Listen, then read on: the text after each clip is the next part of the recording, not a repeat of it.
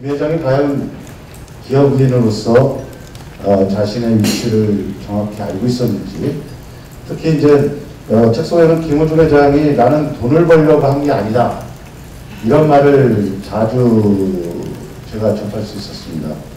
근데 이걸 뭐 좋게 생각하면 국가와 후대를 생각한 그런 기업인이나 민족 김 회장 자체가 그 기업의 그 존재 가치 이윤 추구를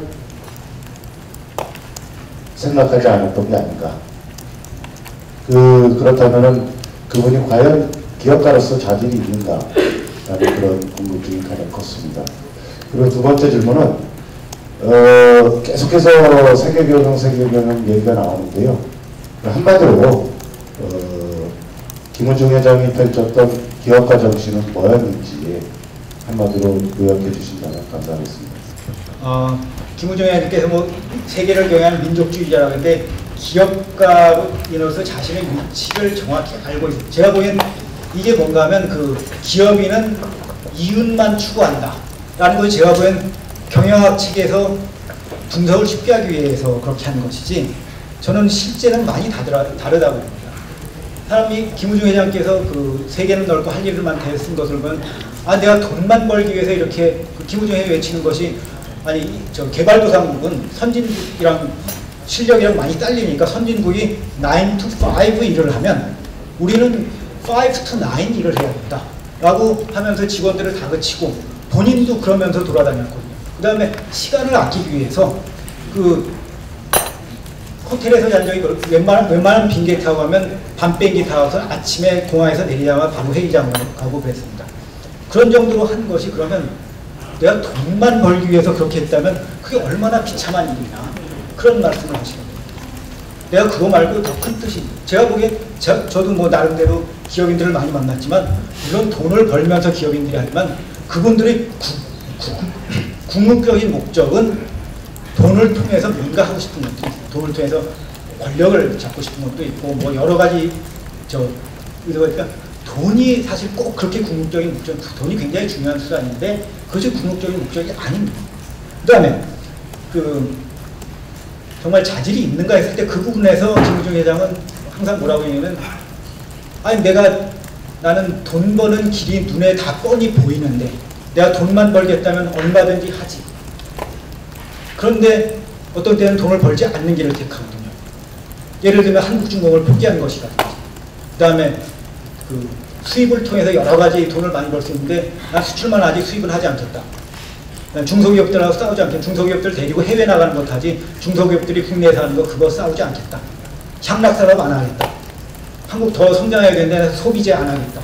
등등 그런 것은 이게 돈 벌겠다고 하면 돈만 벌겠다고 하면 절대로 그런 결정을 내릴 수가 없습니다. 돈만 벌겠다면 지금 돈 버는 거 다 해야죠.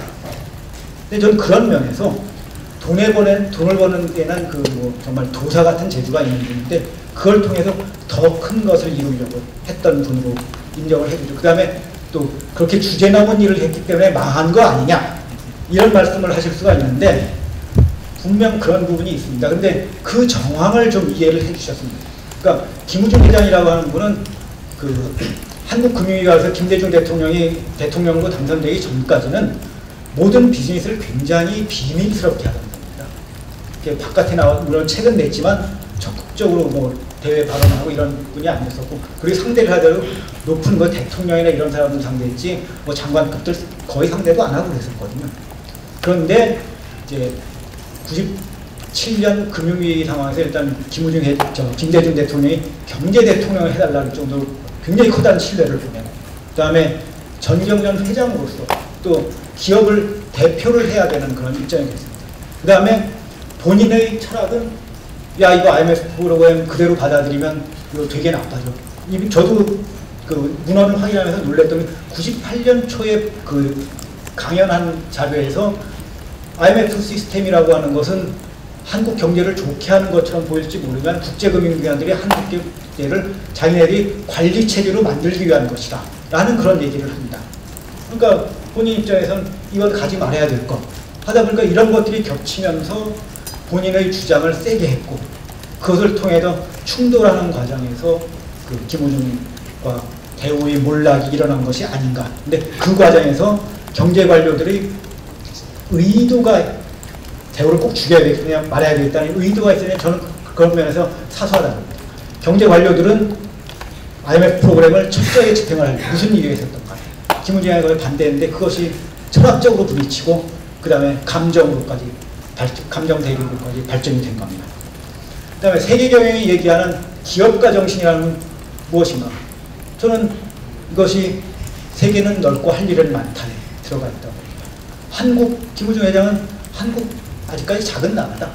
더 크려면 사람들이 젊은 사람들이건 중간에 있는 사람이건 나이 든 사람이건 더 적극적으로 해외 나가고 경제활동 인구의 20%까지도 해외 나가도 된다 치고 그러면 그쪽 가서 벌어오고 국내도 사람이 줄어드니까 일자리 그렇게 치고받고 싸우지 않아도 되니까 훨씬 더 좋은 거 아니냐. 그리고 그걸 통해서 진취적인 기상이 생기고 더 발전할 수 있다. 저는 그것이 김우중 회장이 던지는 기업가 정신이라고 생각합니다. 책 내용을 보면 계속돼서도 과징금에 대한 부분에 있어서 그 과다하게 그런 것들을 계상했다 이런 부분은 나오는데 좀 부당하다 이런 얘기가 하지만 이것에 대해서 어떻게 뭐 납부를 하겠다라든지 그런 것에 대한 언급은 나와 있지 않은데 회장님이 교수님과 얘기를 나누면서 이런 과징금 자기 부과된 것에 대해서 분식회 관련 어떻게 하겠다라든지 아니면 뭐 납득할 수 없다라든지 그 입장은 어떻게 나타내는지 좀 나눈 내용이 있다면 발표해 주십시오. 저는 개인적으로 무슨 생각을 하냐면 한국이 작년 8월인가 9월인가에 그 소위 김우중 추징법이라는 것을 만들면서 한국이 낳은 세계적인 기업가를 3번 죽였다고 저는 생각합니다. 첫 번째 그 대우가 몰락을 하면서 이제 죽었고 그것이 뭐 의도가 있었건 없었던 건 죽었고 그 다음에 2005년 재판을 받으면서 징역과 무려 23억이라고 하는 추징금을 때려서 희생자가 아니라 범죄자로 몰아가요. 저는 그래서 책에서 이 과정을 부관참시라고 표현했습니다. 그렇게 해서 2번 죽이고 그 다음에 그 말도 안 되는 추징금을 갖고선 그 돈을 더 받아내 가족을 통해서 친지를 통해서 받아내겠다고 김우중 추징법을 내서 인격 살인을 한 거. 저는 이렇게 해서 한국이 낳은 세계적인 기업을 한국이 3번을 죽였다고 생각합니다. 그리고 이 책도 사실 작년 8월에 나올 예정이었습니다. 근데 그 추징법 때문에 1년이 늦어졌습니다. 저는 그때 내자는 입장이었거든요. 왜냐하면 추징금이라는 것이 근거가 없으니까. 이 책은 추징금이라는 것이 원천무효라는 것을 주장하는 겁니다. 그렇지만 추징법이라고 하는 무시무시한 법이 올라가는데 또 김우중 회장님만 걸려있는 것들이 아니고 다른 직원들 또 그분들의 가족, 친지들이 다 걸려있으니까 조심할 수밖에 없다는 의견이 우세하니까 저도 할 수 없이 그러면 기다립시다.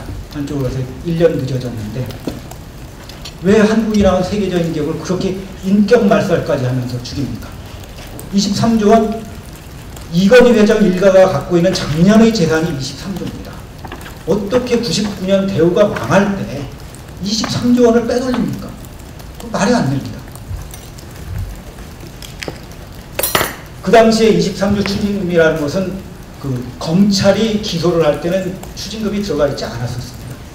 근데 법원에서 당시 대법원장께서 화이트칼라 범죄를 엄벌하라 라는 그런 얘기를 하니까 그 메시지를 받은 법원에서 23조 추징금을 만들어서 때렸습니다. 그 계산한 방법도 제가 보기엔 말이 안 됩니다. 첫 번째, 추징금이라고 하는 것은 기업이나 국가에 있었던 재산을 개인이 횡령을 한 것에 대해서 그걸 찾지를 못하니까 네가 다른 재산으로 내라고 하는 것이 추징금입니다. 그런데 정부에서 다 확인을 했는데도 대우는 횡령으로 잡힐 게 없습니다. 그 23조로 추정된 그 돈이라고 돌고 돈 거지만 그게 다 대우라는 그 기업 내에서 돈 돈입니다. 근데 그걸 어떻게 개인한테 23조를 매깁니까?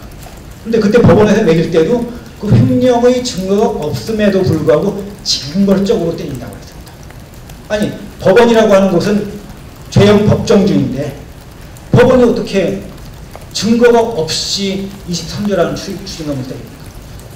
증거가 없다는 것을 인정하면서 법원이 어떻게 그 역사적인 사건에 대해서 판단을 내려서 징벌적으로 때립니까? 저는 정말 이거야말로 포퓰리즘적인 판결이라고 생각합니다. 그 뭐 계산 과정에 대해서는 책에도 있었는데 사실 이 부분에 제가 말씀을 드리려면 작년 8월의 원고에서는 이 부분이 굉장히 조금 들어갑니다. 김우중 회장께서 그거 넣지 말자고 그랬어요. 근데 제가 그래도 이건 말씀을 하셔야 됩니다 해서 억지로 좀 집어넣었는데 할 수 없이 작년 추징법 나온 다음에 좀 더 길게 넣었습니다. 그 내용을 좀 자세히 참고하셨으면 좋겠고. SBS 한주환 기자입니다. 그 향후에 김우중 회장님 어떤 일정을 가지고 계신지, 예컨대 뭐 가장 관심이 있는 게 아직도 뭐 정정하신 걸로 알고 있는데 기업 활동을 재개를 하실 생각이 있으신지, 국내에서 어떤 활동을 계획하고 계신지, 해외에서 어떤 활동을 계획하고 계신지 설명드립니다. 가능성이 저는 김우중 회장께서 재기를 하셨으면 좋겠습니다. 근데 재기의 방식이 지금 78세의 노인께서 어떻게 사업을 다시 하십니까? 그리고 대우분들도 15년 동안 뿔뿔이 흩어졌습니다.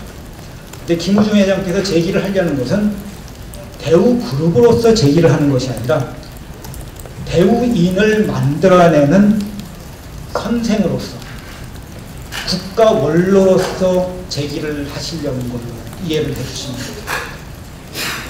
저는 김 회장이 글로벌 IBM 만들어 젊은 학생들 가르친 거 정말 고귀한 뜻이라고 생각합니다.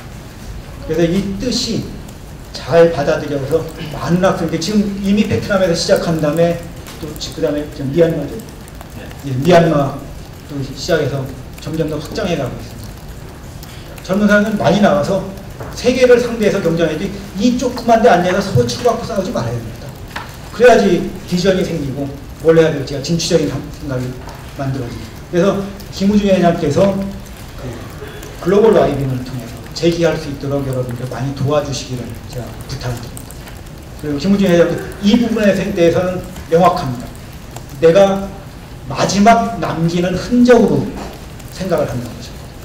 흔적이라는 표현을 굉장히 자주 쓰시는데 내가 마지막 남기는 흔적이라고 말씀을 하셨는데 그 흔적 잘 남길 수 있게 도와주시기 부탁드립니다. 요새 참 좋아졌습니다. 그렇죠. 네. 그만큼 사실은 국내 소비자들한테까지 대우차의 품질에 대해서 문제 제기가 참 많았었거든요. 근데 이제 대우차가 기술자들이 충분히 가능했다라고 말씀하시니까 사실 소비자 입장에서는 기자이기 전에 소비자 입장에서 믿어지지가 않습니다. 이 부분에 대해서 어떻게 평가하시는지 좀 답해주시죠. 대우차가 일단 기술력이 없고 경쟁력이 없었다. 그러면 팔리지 말아야 될 거 아닙니까? 팔리지 말아야 될 거. 그런데 수출이건 내수건 98년에 나왔는데 엄청나게 잘 팔렸습니다. 수출을 보시면 아시겠지만 98년에 현대차가 57만 대인데 대우는 50만 대고 많이 쫓아갔고 99년에는 더 쫓아갑니다. 수출에서 더 쫓아가고, 그리고 아까 말씀드렸던 정부에서는 밀어내기 수출이라고 했는데 다 나중에 다 팔린 겁니다. 그 다음에 내수 점유율을 보면 그러면 뭐 밀어내기 수출을 했다 한들 내수에서는 소비자들이 업료화해 볼 거 아닙니까? 근데 보면 97년에는 현대 45%, 대우 30%로 격차가 많이 나지만 98년에는 현대 39%, 대우 33%로 격차가 많이 축소됩니다. 근데 이게 왜 그런가 하면 아까 르망 말씀은 르망은 문제가 많았던 차입니다. 그래서 대우차에 대한 초기 대우차에 대한 인식이 별로 안 좋았었는데 새로 나온 이 새 차종에 대해서는 평가들이 굉장히 좋습니다. 그러니까 레감사가 미국에서 그렇게 크게 성공을 거뒀고, 그리고 지금도 국내에서 레감사 탔던 분들은 굉장히 다들 좋다고 얘기를 하더라고요. 그 다음에 중국 시장에서 품질이 그렇게 안 되면 이게 그렇게 성공을 했겠습니까? 저는 그런 면에서 기술력이라는 것이 무슨 아주 최첨단이 아니라 그 원하는 타겟 시장에 팔 수 있을 정도의 경쟁력을 갖출 정도를 만들면 그게 기술력입니다. 그 기술력은 확보했다고 봐야 돼요. 이거 GM이 만든 게 아닙니다. 대우가 만든 겁니다. 그렇다면 기술력은 있었다고 봐야 되는 거예요. 이때 확보를 했다고 봐야 되는 거예요. 그런데 이제 방금 말씀하신 분과 같이 대우차 르망만 타본 분들, 그거 문제 많았던 차니까 이거 지금 더 많이 4차종, 5차종 내놓고 더 내놓겠다고 하는데 이거 부실만 엄청나게 커질 거야 라는 이제 걱정을 하시는 분들이 굉장히 많았었고, 또 그 생각이 많으면서 대우 이거 부실 빨리 해결해야 된다. 대우 그룹 전체 집어삼킬 수 있다 하는 그런 생각을 하시는 분들이 많았어요. 근데 나중에 결과를 보면 그렇지 않았던 걸로 저는 생각합니다.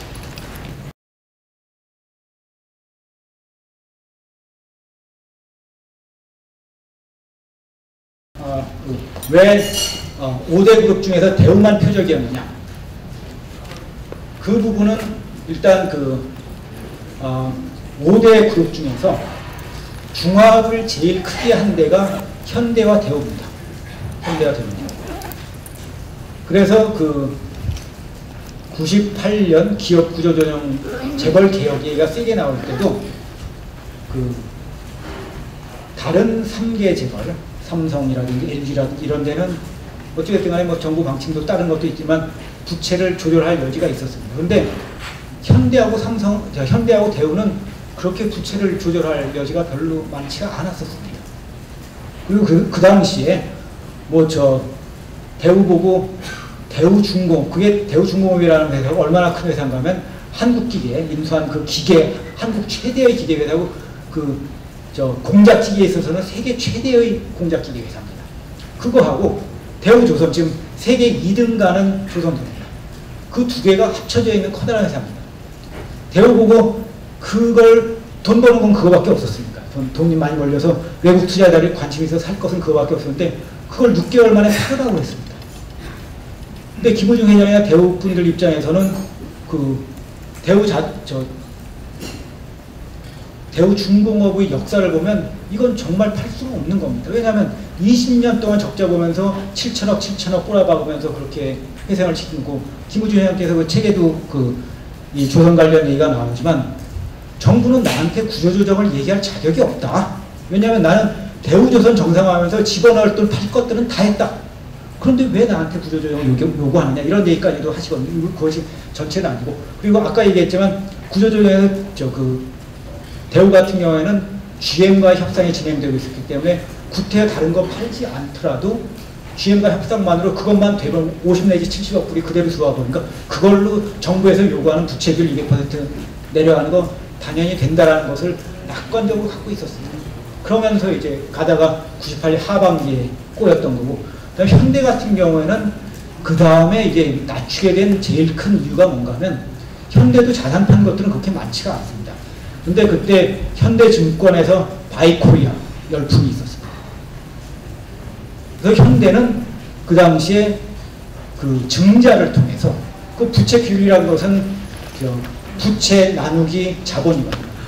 증자를 확 하면서 분모를 높여서 부채 비율을 낮춘 측면이 많았습니다. 근데 대우 같은 경우는 김우중 회장이 나는 전문 경영인으로서 이걸 경영을 하지 나는 소유자로서 활동하지 않는다라는 얘기를 여러 차례 하면서, 그래서 소유권이 너무 약해질 정도로 증자를 많이 했습니다. 그러니까 이걸 팔려고 해도 경영 프리미엄이라고 소유권 프리미엄이 와야 되는데 김우중 회장 지분만 사갖고서는 도대체 이걸 살 수가 없습니다. 외국 투자자. 그러다 보니까 대우는 팔기가 더 어려웠던, 그러니까 대우가 구조적으로 팔기 좀 어려웠던 그런 측면이 있었고, 김우중 회장이 구조조정에 대해서 반대했던 측면이 있었고, 그 다음에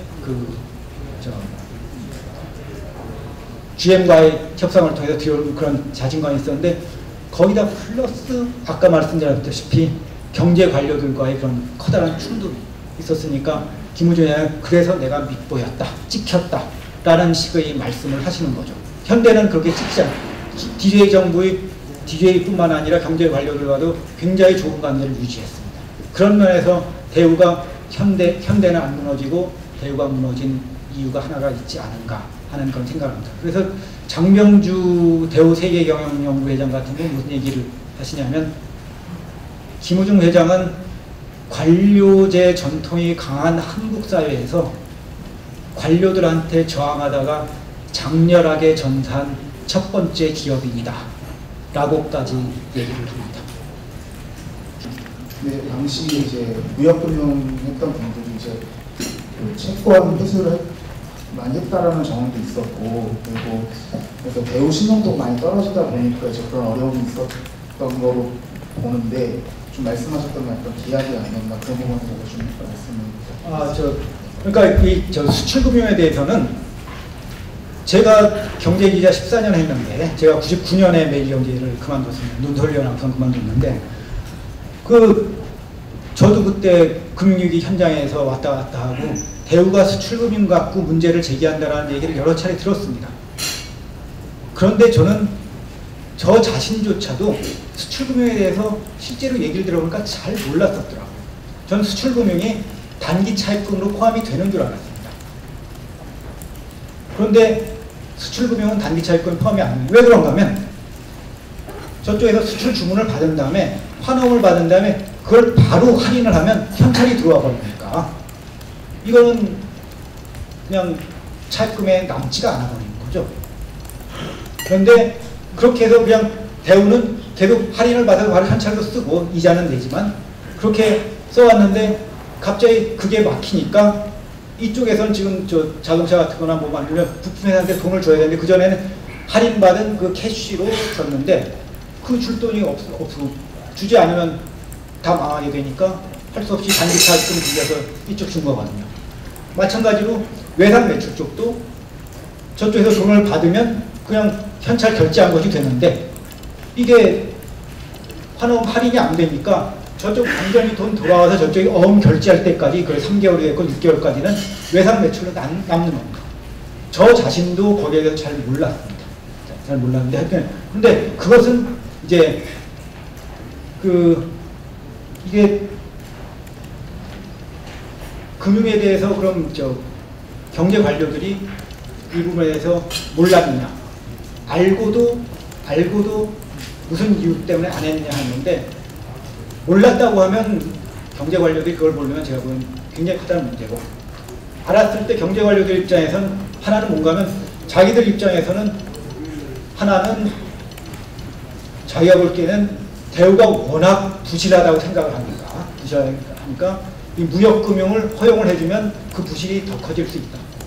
그러니까 뭔가 어떤 보이는 뭔가가 보일 때까지는 무역금융을 안 해주선 자구책이 나올 때까지 기다려본다 라는 생각을 했을 수도 있고 그 다음에 또 하나는 김 회장님이나 이쪽에서 얘기하시기 여러 가지 미운털이 박혔으니까 수출금융을 풀어줄 수 있는데도 풀어주지 않았다라고 할 여지도 있습니다. 특히 1998년 상반기는 수출금융을 못 해준 것에 대해서 뭐 그럴 수도 있겠다고 할 수가 있습니다. 왜냐하면 은행들한테 외화 자금이 별로 없었으니까요. 그때 유동성 위기 등등해서 했는데 그러니까 뭐 정부에서 어떤 특별한 대책을 내놓지 않는 한 그래서 원화를 수출 금융에 준하게 그냥 외화가 없어도 절하라는 특별 조치를 하지 않는 은행이 주기가 어렵습니다. 그런데 98년 하반기부터는 무역 흑자도 크게 늘어나고 은행에 돈이 쌓였습니다.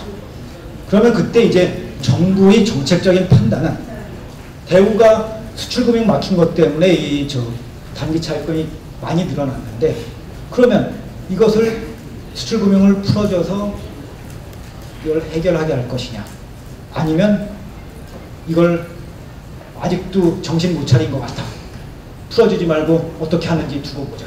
그러면서 거기다 단순히 두고 본 것만이 아니라 1998년 7월에 첫 번째로 그 CP 단자 규제 조치 그거 대우를 겨냥한 거거든요. 대우 단자를 회수하라는 겁니다. CP가 금융기관들이. 그러니까 대우 입장에서는 이거 우리가 미운털 박혀서 회수하라고 거예요. 근데 그러니까 할 수 없이 그래도 돈은 돌아가야 되니까 그 다음에 이제 회사채로 넘어갔거든요. 그러니까 3개월 후에 다시 또 회사채까지 막았습니다.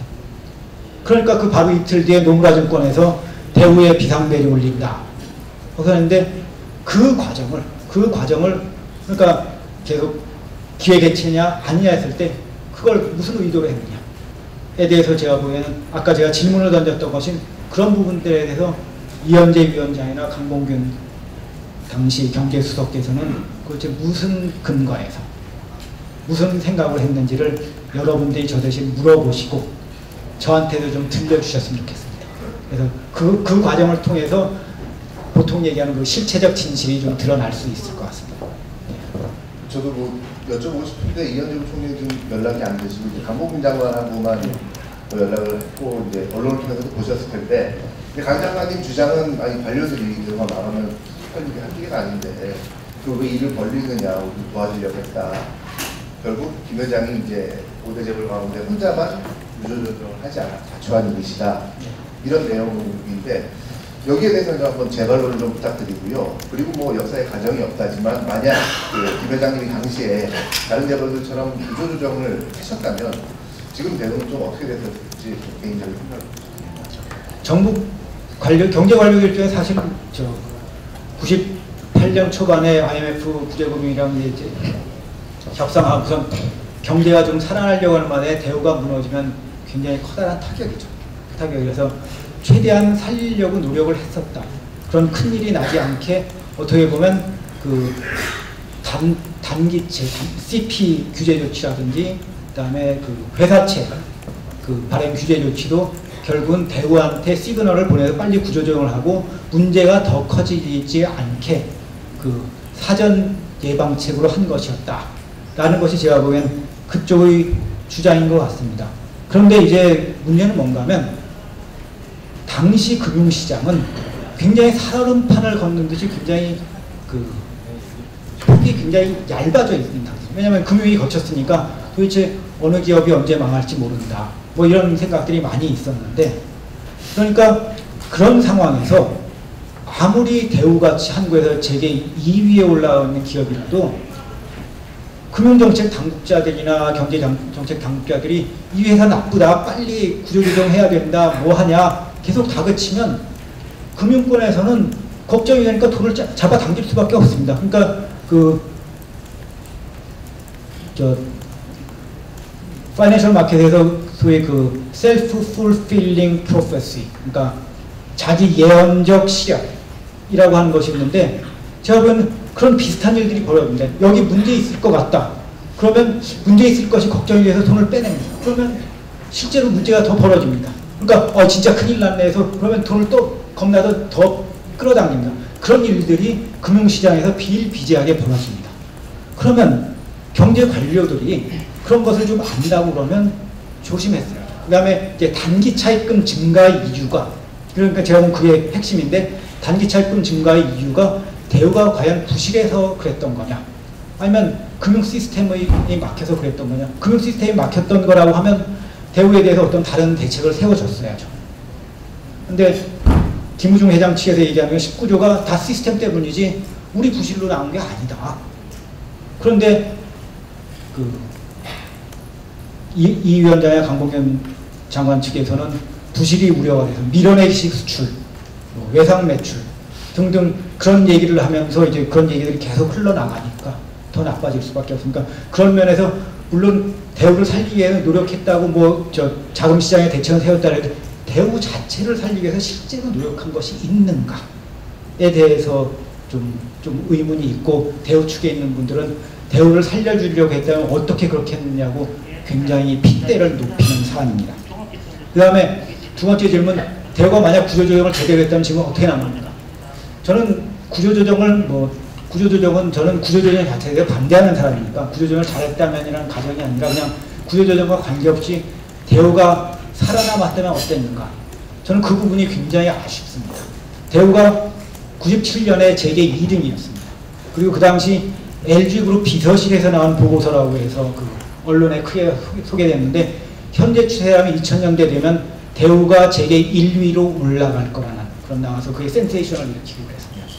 그런데 대우가 1990년대에 그 세계경영회담에서 투자를 한 것은 다 신흥시장에 투자한 겁니다. 신흥시장에 선투자한 거라고 할 수 있죠. 근데 2000년대를 보십시오. 2000년대에 세계경제가 신흥시장 때문에 먹고 살 수 있을 정도였어요. 중국 시장 커지고 인도 커지고 아프리카 커지고 그런데 거기 다 투자했던 건데 그 과실 정말 챙길 수 있었으면 대우 저는 세계 1등 올라섰을 거라고 봅니다. 그리고 97년에 신흥국 출신 세계 1위 다국적 기업인데 그 지위 유지했을 수도 있습니다. 그러니까 대우분들은 더 마음이 아픈 일이고 제가 보기에도 아쉬운 일이고 그리고 아까 말씀드린 그 비용은 한국 경제가 다 뒤집어 썼습니다. 칭찬의 일색인데 그래도 이제 뭐 오류나 실직은 있을 걸로 보입니다. 뭐 자기 과실이 좀 있을 것 같은데 그에 대해서 특히 그 정경유착 부분에 대해서 있어서 뭐 본문에 보면은 10원도 갖다 준 적이 없다, 뭐 선물도 갖고 간 적이 없다. 근데 이제 이게 상식적으로는 이해가 안 되는 부분이거든요. 당신이 정경유착이 아주 심했던 시기인데 이번에서 어떤 의문을 이제 자각해서 대답을 하는 과정이 있을 것 같은데 그에 대해서 좀 저자의 좀 생각을 좀 밝혀주세요. 두 번째는 네, 그 오류라고 하는 부분은 어떤 부분입니까? 그러니까 김우중 회장이나 이제 대우그룹의 어떤 그 해체까지 가게 된 그 친전 이제 관료들의 어떤 그런 것 때문에 해체되지는 않고 자기 과실이 있을 것 같습니다. 대우그룹이 갖고 있을 때 오류나 어떤 실체는 무엇입니까? 두 번째 질문은 이제 대우는 이제 가장 민족적인 이제 기업인데 그리고 IMF 그 극복을 위해서 그 어떤 민족주의적인 법을 내놨는데 이게 이제 관료들의 이제 반대 또 어떤 갈등 때문에 이제 조절됐다 이렇게 표현했습니다. 그렇다면 이제 관료들은 이제 어떤 그 반민족적인 그런 이제 처방을 내렸던 것인지 그리고 그런 것들이 요즘 흔히 얘기하는 반피아라고 표현되는 어떤 지금까지 관료들의 속성이 유지되고 있는 것인지 그런 의문이 좀 들고요. 그리고 아무리 관료들이 그렇게 반대를 한다 하더라도 당시 DJ가 대통령으로서 충분히 이제 김우중 회장의 편을 좀 들어줄 수도 있을 것 같은데 혹시 DJ가 좀 강조한 건 아닌지. DJ 입장이 왜 변했는가? 그러니까 김우중 회장 보고 경제 대통령을 해달라고 할 정도로 전폭적인 신뢰를 보낸 다음에 왜 대우에 대해서 손을 놨는가? 그거 굉장히 제가 보기엔 흥미 있는 질문이기도 하고 역사적으로도 중요한 질문이기도 합니다. 저도 그래서 이 부분을 김 회장님께 여러 차례 여쭤봤습니다. 여러 차례 여쭤봤는데 김우중 회장께서는 이 DJ를 많이 변호하시려고 하는데 저는 그렇지 않은 것 같다면서 계속 그 DJ와의 그 부분에는 제가 김우중 회장을 계속 밀어붙이고 김 회장께서는 DJ를 변호하는 식으로 가다가 마지막에 잘 모르겠어 이런 식으로 끝나는 것도 되어 있습니다. 근데 거기에 대해서 김우중 회장의 답변은 뭔가 하면 처음에 나한테도 그렇게 믿었지만 일단 밑에서 보고를 받다 보니까 조금씩 부정적으로 갔겠지요. 그리고 어느 정권은 특히 야당 대통령이 들어왔을 때 관료들을 믿지 않다가도 시간이 지나면 그쪽에서 또 계속 그쪽 보고서 받아보고 이런 우수하다고 하는 적이 많다. 근데 또 나중에도 내가 DJ를 믿었으니까 내가 앞장서서 얘기했지 내가 망하면서까지 어떻게 그렇게까지 나섰겠습니까? 그런데 밑에서 자꾸 부정적인 얘기가 올라오니까 생각이 달라졌겠지. 근데 거기에 대해서 이제 이것은 제가 한 얘기입니다. 그러니까 그동안에 언론 보도 나오면서 보니까 몇몇 언론에서는 제가 한 얘기와 김우중 회장님이 한 얘기를 막 섞어갖고선 다 김우중 회장이 한 얘기로 썼는데 이거 김 회장님이 하신 말씀을 절대로 쓰지 마시고요. 제가 한 얘기입니다.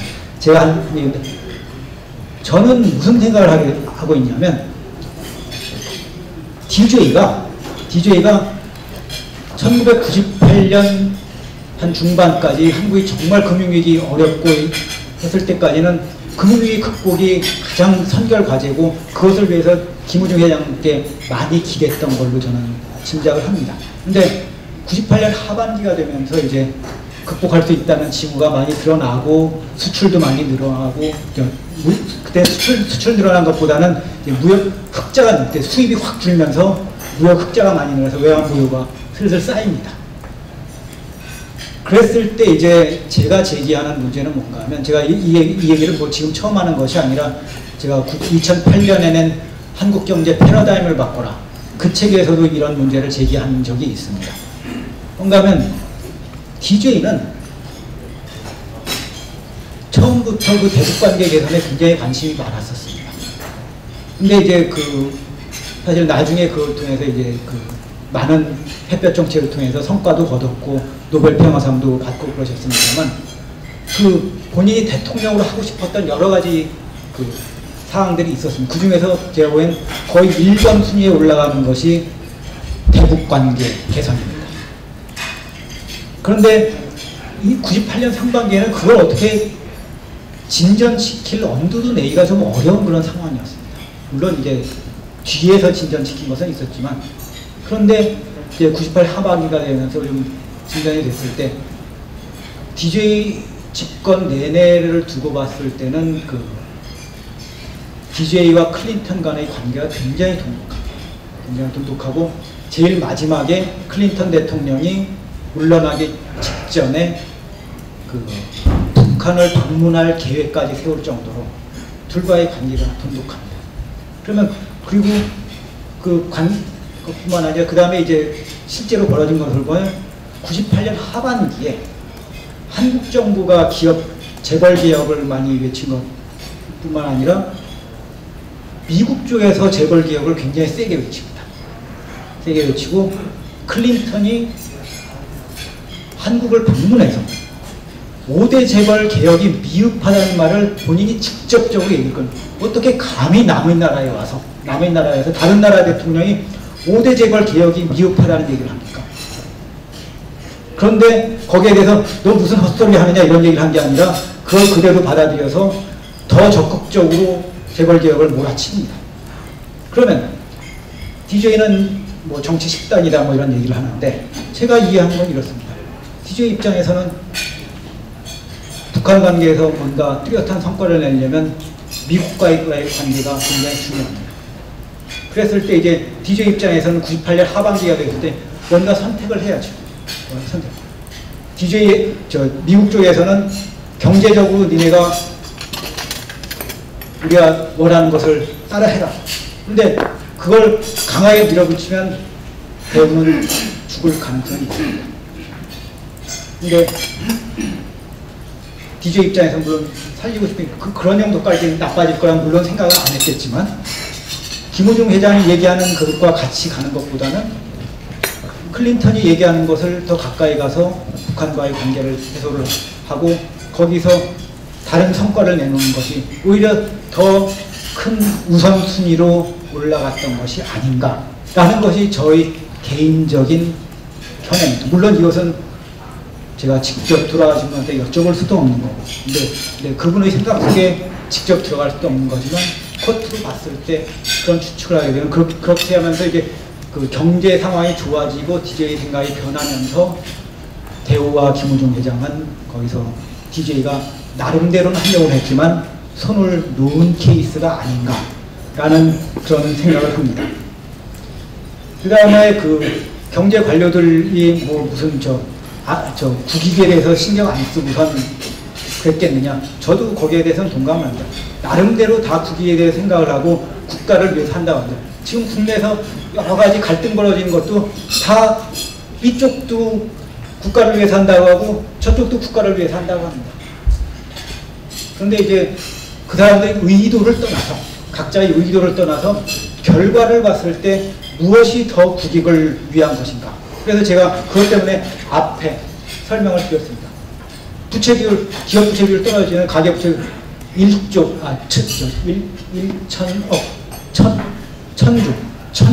가계 부채 시대가 열리는 그런 시대가 되고 한 것이 또 국내 자산 그렇게 싸게 팔고 한 것이 오로지 저쪽에서 당신네들이 금융 안정성을 얻기 위해서 그걸 해야 된다라고 주장을 했는데 금융 안정성도 결과적으로는 얻지를 못했습니다. 그랬을 때 마지막 성적표를 놓고 봤을 때 누구 말이 맞냐. 그리고 그 당시에도 무역 흑자 예상에서 98년에 이미 경제 관료들이 틀렸습니다. 경제 관료들은 28억밖에 못 낸다고 그랬고 김우중 회장 500억 낼 수 있다고 그랬는데 결과는 416억 그러니까 김우중 회장이 이겼다고 봐야죠. 그런데 거기에 대해서 실패를 인정을 하지 않는 거예요.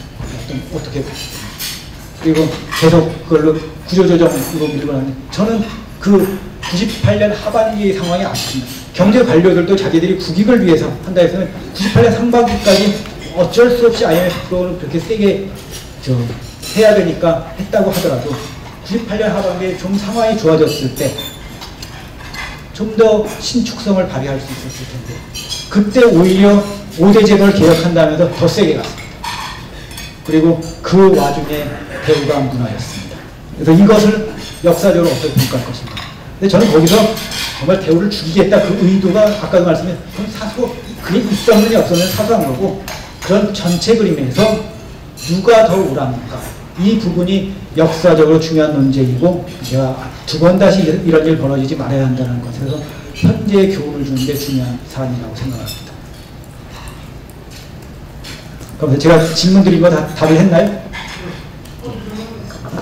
예. 첫 번째 질문이 뭐였죠? 대우가 살았습니다. 아니요, 대우는 잘못한 게 없어요. 아, 대우 쪽에서는 잘못한 게 없었느냐? 그 부분에서 제가 보기에 대우가 그 당시 기업의 여건상에서 대우의 기업 자체가 잘못한 것은 그렇게 크지 않다고. 사실 IMF 프로그램을 받을 기업 구조조정을 할 때 그 핵심이 제가 보기엔 그게 크게 두 가지인데, 하나는 부채비율 200%를 낮추는 거고, 그 다음에 그 선단식 경영을 없애겠다면서 공정과 대법을 대폭 강화한 겁니다. 대폭 강화해서 사실 왜 기업이 그룹으로서 존재합니까? 그룹으로서 존재하는 이유는 그 그룹에 있는 기업들끼리 서로 도울 수 있는 구조 때문에 하는 거거든요. 그런데 공정과 대법을 100% 적용하면 그룹을 다 해체해야 됩니다. 다 해체해야 됩니다.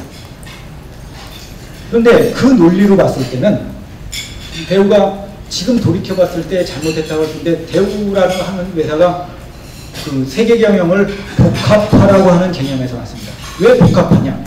그러면 신흥국에 진출을 하려면 거기서 개별 상품만 파는 것이 아니라 거기서 상품 팔면 그쪽에서 현찰이 없습니다. 현찰이 없어요. 그러면 리비아 같은 데는 현찰이 없으니까 우리 석유 대신 갖고 가라. 그러면 석유 바깥에 나가서 팔아줘요. 그러면 석유 거래까지 해서 대우가 크게 올라갔고, 그 다음에 건설하고, 그 다음에 거기에 공장 지어주고, 이런 것들이, 그리고 세계 경영의 복합적인 그 경제 발전 패키지를 제공을 해서 그 신흥시장에 진출합니다. 그러려면 재벌 구조가 엄청나게 유리합니다. 그룹으로 있는 것이. 그리고 대우는 계속 그 선상에서 기업 활동을 해왔고, 그 다음에 다른 데 돈을 벌고 있으면 대우 자동차의 경우도 사실 대우가 96년, 97년에 그 분식회계를 잡힌 것들도 그런 부분이 많이 있습니다. 그러면 주식회사 대우중공은 돈이 많이 벌었으니까 그쪽에서 대우 자동차의 파이낸싱을 많이 했습니다. 그러니까 회계상으로는 그게 좀 안 되니까 나중에 이게 불법이다라고 할 수 있지만 그때 관행적으로 다 그렇게 하던 겁니다. 제가 삼성 반도체를 연구했지만 삼성 반도체가 그렇게 클 때는 삼성의 다른 계열사들이 적극적으로 도와주는 것이 굉장히 큽니다. 그러니까 그룹 내에 있는 기업들끼리 서로 도와줄 수 있는 것이 새로운 산업을 잇는 게 굉장히 큰 요인이고, 특히 신흥시장을 진출할 때는 그게 복합화라서 굉장히 큰 요인인데, 갑자기 IMF 프로그램 받아들여서 공정거래 강화하고선 재벌구조 해체라 하니까 그동안 관행에 따라하던 것이 다 불법이 되는 겁니다. 그리고 다 못한 것이 되는 거고. 그러니까 그 관행에 따라하는 것을 그럼 횡단면으로 잘라서 과연 이걸 어떻게 평가할 것인가. 대우가 미리 손을 써서 그렇게 그 재벌 구조에 대해서 그렇게 하는 것을 미리 손을 써야 됩니다. 근데 대우라는 데는 오히려 그것을 장점으로 해서 신흥시장에 적극적으로 진출하고 있던 회사였는데, 그걸 딱 자르면 니네 다 불법이다 했을 때 그것이 대우의 잘못이냐 아니면 외부 여건의 잘못이냐, 그것이 제가 보기엔 두고 논란거리라고 봅니다. 그 다음에 대우가 흔히 또 얘기하는 것이, 대우가 이제 확장형, 그때 그 IMF 체계에 들어갔을 때 이제 다 축소 경영을 해야 된다는데 대우만 혼자 확장 경영을 했다. 근데 대우라는 틀이 그때 확장 경영을 할 수밖에 없었습니다. 다 투자해놓고 특히 자동차 같은 경우에는 97년까지 거의 200만 대 생산체계 만들어놓고 98년부터 본격적으로 수출입니다. 그 만들어놓은 수출조차 안 하고선 그때 축소 경영하면 그동안 투자한 거 어떻게 합니까? 그리고 제가 보기엔 그 IMF 초기에 그 14개, 30대 재벌 중에서 14개의 재벌이 무너졌는데 그것들도 저는 비슷한 케이스라고 봅니다. 대우는 그나마 국제시장이건 국내 시장에선 신용이 있었으니까 단기 차익 갖고 연명하다가 그 다음에 이제 규제 들어오고 하니까 99년에 넘어갔지만, 그런 상황에서 그 잘라내면 그 기업이 어려운데 그때 이제 어떻게 했냐. 그 경우에는 이제 축소를 한다고 하면 정말 정부에서 요구하는 대우 중공업 같은 거 팍 팔아야 되는데 6개월에 팔려고 그러는데 지금 대우 워크아웃해서 15년 지났는데 정부가 15년이 됐는데도 대우재산 회영 팔지 못하고 있습니다. 정부가 15년 동안 못하니 어떻게 6개월 동안에 그렇게 하라고, 그거 못했다고 당신네 구조조정 못하고 열등세니까 없어져도 된다. 니네 엄청난 경영 부실을 저질렀다. 그리고 나중에 이제 범죄자 취급하고 추징까지 왔습니다. 그것이 저는 그게 정당한 것인가. 그리고 그걸 그만큼 대우가 잘못한 것으로, 경영 잘못한 것으로 몰아붙일 수 있는 것인가. 그 부분에 대한 재검토를 요청하는 거라고 보시면 될 것 같습니다. 그리고 정경유착 부분에 대해서 저도 여쭤보려고 질문을 여러 가지를 드렸습니다. 한번 읽어보시면 제가 질문을 한 것들 여러 가지가 나올 텐데, 제가 이렇게 4년간 만나면서 김우중 회장님을 보면서 참 대단한 분이다 느꼈던 것 중에 하나는 뭔가는 단순히 박정희 대통령만이 아니라 모든 역대 대통령들과 관계가 굉장히 좋았습니다. 전두환 대통령, 노태우 대통령은 대북 특사까지 시켰고, 그 다음에 김영삼 대통령과도 관계가 굉장히 좋았고, 그 다음에 DJ는 경제 대통령까지 해달라고 하고, 다음에 노무현 대통령조차도 처음에는 대우 조선 그때 파업할 때 노무현 대통령이 그 변호사 시절에 그 안에 제3자 개입을 해서 그때 대우한테 고발당해서 그 감방도 가고 그랬습니다. 변호사 자격도 일부 잠깐 정지되고. 그랬는데도 불구하고 그 다음에 대우에 대한 그 평가가 굉장히 좋아져서 대우 노사분규관은 오히려 그 노무현 그 당시 저 노무현 의원, 노무현 변호사 시절인데 가서 노무현 의원이 도와주고 그랬어요. 그리고 우선 그 김우중 회장을 사면시켜준 사람도 노무현 대통령. 그러니까 정말 역대 어느 기업인을 보더라도 그 모든 대통령과 그렇게 좋은 관계를 계속 유지한 사람은 김우중 회장이 유일한데, 그러면 그걸 돈을 계속 그렇게 많이 뿌려서 그랬느냐? 제가 이렇게 얘기를 들어봤을 때 돈이 아니라 김우중 회장의 그 역량은 아이디어입니다. 아이디어고 상대방이 가려운 것을 잘 긁어요. 박정희 대통령과 그렇게 돈독한 관계를 유지했다는 것도 저는 김우중 회장의 그 발언을 그대로 믿습니다. 박정희 대통령한테 10원 갖다 준 것도 없다. 선물조차 들고 간 적이 없다. 왜냐하면 중화산업은 김우중 회장이 하려고 했던 것이 아니었습니다. 본인은 무역하고 금융 중심의 그룹으로 하려고 했고, 그런데 정부에서 해달라고 떠안아서 그럼 하겠습니다 하고선 한 건데, 거기에 대해서 돈 주고 할 필요 없죠. 오히려 정부가 돈을 주고선 제발 이것 좀 경영을 해달라고 했어야 되는 건데, 그런 면에서 저는 박정희 대통령과의 관계에 대한 회고는 저는 그것이 맞는 얘기라고 생각을 합니다. 그런 면에서 저는 뭐 정경유착 이 부분에서 김 회장이 저는 돈보다는 아이디어, 그리고 DJ와의 관계도 거기 책에 잠깐 나와 있으면 DJ와 가까워졌던 그 과정은 뭔가 하면 김우중 회장이 전 세계에 인맥이 굉장히 많습니다. 특히 헨리 키신저 전 미국 국무장관과 굉장히 가까웠습니다. 근데 키신저는 미국에서 여당, 야당 가릴 것 없이 다 관계가 좋습니다. 그리고 세계 정세에 굉장히 밝고, 그러니까 한국에서 정치인들이나 이런 사람들이 미국을 방문할 때면 다 키신저를 만나고 싶어 합니다. 그러면 한국에서 키신저를 연결시켜 줄 수 있는 사람이 누가 있느냐? 그 사람이 김우중 회장이었거든요. 그래서 김우중 회장이 김대중 당시 대통령 후보 시절인지 아니면 그 바로 직전인지 하여튼 그 후보로서 이제 그 경합에 나서고 있었던 당시에 그 키신저를 만나는 것을 주선을 해주고 여러 아이디어도 주고 그러면서 굉장히 가까워졌던 걸로 저는 알고 있습니다. 그러니까 뭐 김우중 회장께서 제가 뭐 4년을 보면서 뭐 그 다른 분 뭐 비즈니스 하는 거나 이렇게 얘기를 들어봐도 그 돈을 이렇게 받아선 그 하는 이런 스타일이 아닙니다. 아이디어를 갖고 하고 돈은 최대한 적게 들이고서 그런 스타일이니까 저는 그 돈을 많이 들여서 정치장을 막 뿌려서 그렇게 하는 분은 절대 아니라고 보고, 그 다음에 정경유착에 대해서도 김우중 회장이나 저는 생각이 굉장히 비슷합니다. 아까 그 대우의 경쟁력이 신흥시장에서 굉장히 크다고 했는데, 신흥시장이라고 하는 데는 거기는 정부가 좌지우지합니다. 중국 공산당하고 가까워야지만 그쪽에서 비즈니스 합니다. 이명박 대통령이 아랍에미리트에 가서 그 원전 수주해 왔는데, 그거 한국 기업들이 단독적으로 그냥 민간 대 민간끼리 붙어서는 그거 절대로 수주 못합니다. 정경 협력이 잘 돼야지만 합니다. 대우는 그걸 굉장히 잘했습니다. 그게 제가 보는 대우가 갖고 있는 독보적인 경쟁력인데, 그 독보적인 경쟁력의 최상위에 김우중 회장이 있었습니다. 그런 면에서 저는 국내도 마찬가지라고 봅니다.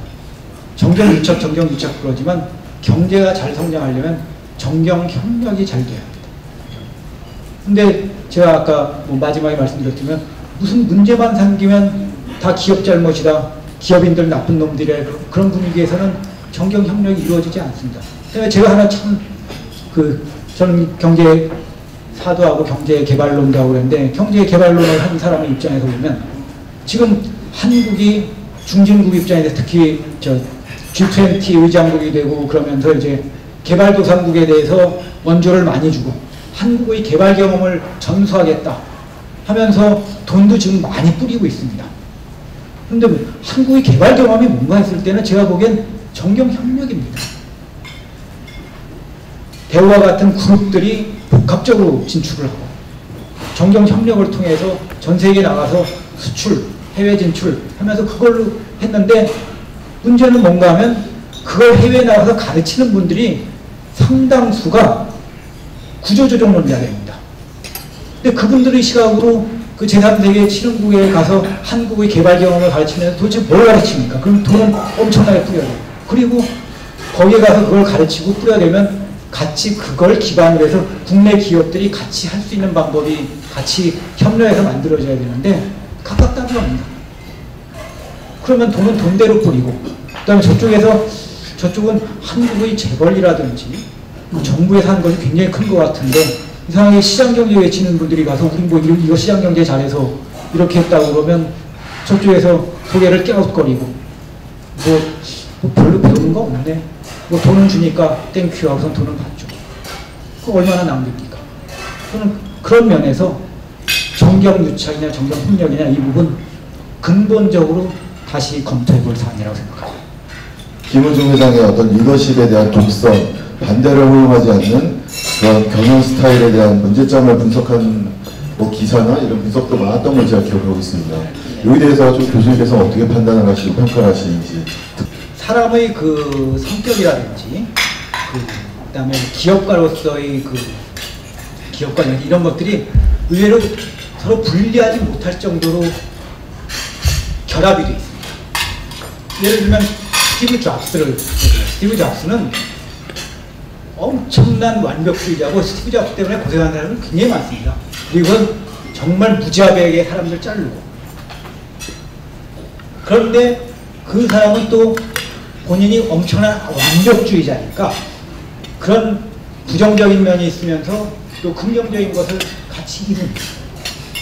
근데 제가 아까 처음에 시작을 하면서 스티브 잡스랑 김우중 회장을 비교하면 김우중 회장이 100배 낫다 하는 부분은 뭔가 하면, 그런 완벽주의 때문에 주변 사람들이 힘들어하는 것들이 있습니다. 그런데 또 보스 기질이 있으니까 필요할 때 팍팍 밀어주는 게 있습니다. 저도 그 책에는 쓰지를 않았지만 놀랬던 것이 뭔가 하면, 대우의 세계 경영이 아프리카에서 시작이 됩니다. 아프리카에 먼저 진출해서 그런데 아프리카는 정말 오지입니다. 거기에 누가 가고 싶겠습니까? 누가 가고 싶겠어요? 근데 김우중 회장은 우리가 힘이 약하니까, 다른 다국적 기업들하고 경쟁하려면 우리가 힘이 약하니까 다른 다국적 기업들이 가지 못하는 곳을 가서 먼저 선점을 해야 된다. 그러니까 지금 우리가 선점할 수 있는 데는 아프리카니까 여기 가자. 그래서 힘든 것을 견뎌야지만 비약적으로 발전을 한다. 그래서 희생이라는 것도 그런 말에 들어가 있는데, 그래서 김우중 회장은 그 대우 들어온 사람들 중에서 제일 똑똑하고 일 잘하는 사람들을 아프리카로 보냈다고 합니다. 그래서 거기서 단련이 되고 거기서 성과를 낸 다음에 그 사람들을 그 다음에 다른 데로 보내서 올려서 그 경영자들을 계속 키웠는데 그 과정에 사실은 나이 든 사람, 특히 자식들이 큰 그 나이 든 분들이 어떻게 거의 가족들 갈 수가 없는 데거든요. 가족들 다 놔두면 혼자 가야 되는데 그 사람들을 어떻게 북돋아줬느냐. 1990년대 초에 그 임원급 중에서 아프리카 나간 분들에게, 그분들은 이제 나이가 꽤 되니까 자식들 중에서 그 대학 다니는 사람들이 있죠. 자식들을 미국 대학이나 영국 대학에, 선진국 대학에 유학을 보낼 때 그 돈을 다 지원해요. 그러니까 그 한 사람 유학비가 그 당시 그분들의 1년 연봉과 맞먹거나 좀 더 많은 액수입니다. 그러니까 그런 것들을 팍팍 지원해 주니까 그분들은 보스한테 100% 충성할 수밖에 없어요. 그리고 본인만 충성하는 게 아니라, 저는 그런 면에서 김우중 회장이 아이디어맨이라고, 그 돈을 본인한테 똑같이 주는 것 아니라 자식한테, 자식 교육시키는 비용으로 주니까 그 부인도 꼼짝 못합니다. 자식들도 꼼짝 못합니다. 그러니까 가정의 부하가 없이 남편이 오지에 나가 있는 겁니다. 그리고 다 고마워하면서. 그런 면에서 엄청나게 까다롭고, 그 책에도 썼지만 누가 나한테 뭐 무슨 일을 갖고 왔을 때 처음에 오케이 한 적이 없다. 항상 다시 할 거야. 그러니까 열심히 잘해도 될 거라고 생각하면 얼마나 답답하겠습니까. 저도 이 책 쓰면서 저는 이 정도면 됐다고 생각을 하는데 계속 또 고치자 또 쓰자 뭐 이렇게 바꾸자 하는 바람에 저도 고생 굉장히 많이 했습니다.